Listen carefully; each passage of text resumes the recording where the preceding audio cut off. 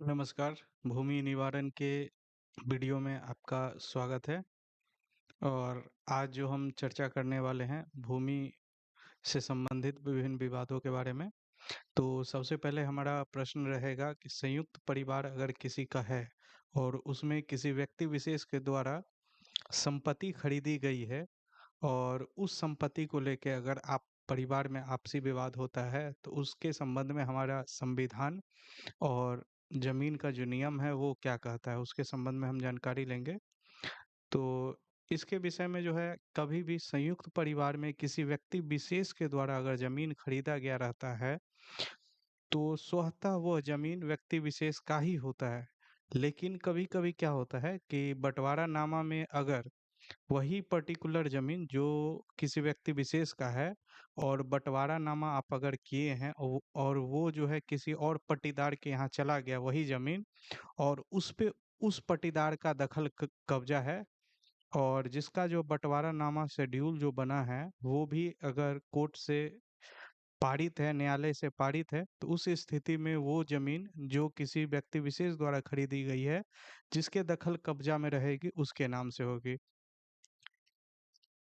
अन्यथा वो जमीन स्वतः उसी के नाम से होगी जिसके नाम से ज- हमारा जो दूसरा प्रश्न है कि संयुक्त परिवार के संपत्ति को बिना बंटवारे के किसी व्यक्ति विशेष द्वारा बिक्री करने की स्थिति में हमारा न्यायालय क्या कहता है कि वो किसकी जमीन और कैसे वो वैध होगी कि अवैध होगी। इस स्थिति में हमारा न्यायालय कहता है कि जिसने भी जमीन खरीदी है यानी केवालाधारी जमीन उसी के नाम से रहेगा। और किसी स्थिति में यदि उस जमीन को लेके जिसने बेची है उसके परिवार में कोई भी मतभेद होता है तो उस स्थिति में जिसने बेची है उसके जो पार्ट में जो और अधिक जो बचा हुआ जमीन आएगा उसमें से उनके परिवार को बंटवारा किया जाएगा।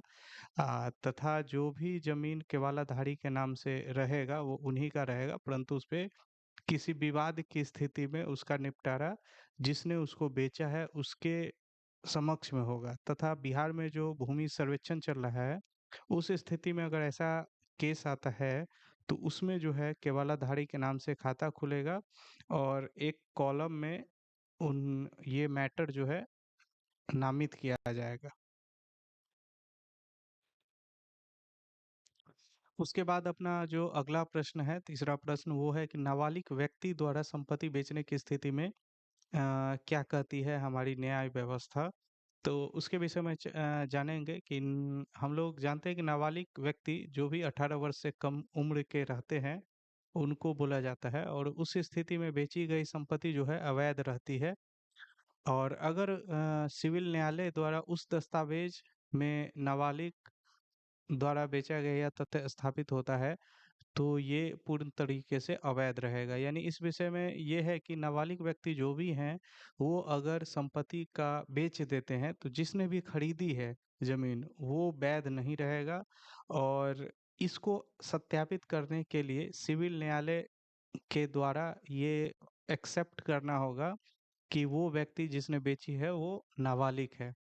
और इस संबंध में जो है आप भारतीय निबंधन अधिनियम 1908 की धारा 2 के उपधारा 8 एवं भारतीय संविदा अधिनियम 1872 के अधीन इसको नामित कर सकते हैं।